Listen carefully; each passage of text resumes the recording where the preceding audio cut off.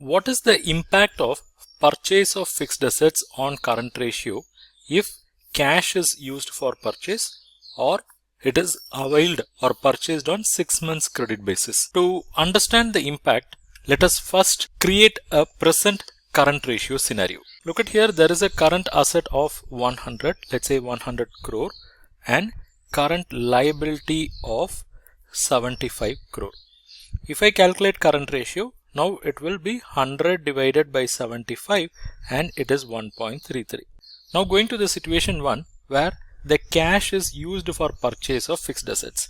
So when the cash is used, then to that extent there will be reduction in current asset. Let's say the fixed asset purchased is worth rupees 50 crore. It means current asset will come down by 50 crore and fixed asset will get added by 50 crore.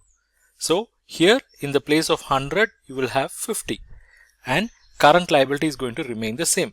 So now if you calculate the revised current ratio, it will be 50 divided by 75 and obviously the value will be less than 1. So the understanding is when the current asset, in this case cash, is used for purchase of fixed asset, then obviously there will be drop in current ratio, which we can see here. This happened because the existing resource is used for acquiring the fixed asset without bringing in fresh funds. So answering the first question, what will happen to the current ratio if cash is used for purchase? The answer is current ratio will drop. Next one, what will happen to current ratio if fixed assets is purchased on 6 months credit basis? Here purchasing on 6 months credit means that liability have to be repaid within a period of 1 year. So that liability is current liability. Let's say fixed asset worth 50 crore is purchased.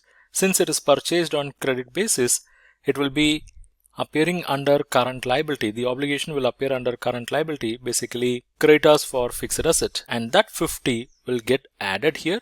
So 75 plus 50 total current liability will become 125. So this was the original current ratio.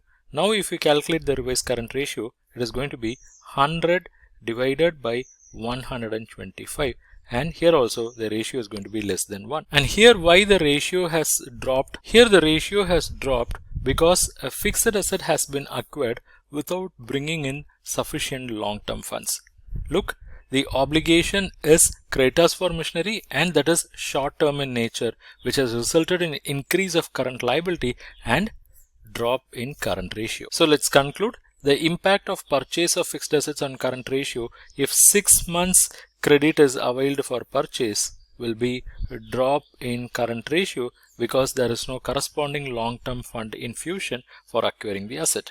If you wish to learn more like this on credit and financial analysis, I invite you to check our credit and financial analysis mastery course. And here we go. Credit and Financial Analysis Mastery Course. It's a comprehensive pre-recorded online course that comes with 15 modules of video lectures, basically 70 plus hours of video contents, multiple ebooks and reading materials related to credit and financial analysis that will make up another 30 plus hours of content. So totally it is 100 plus hours of learning resources.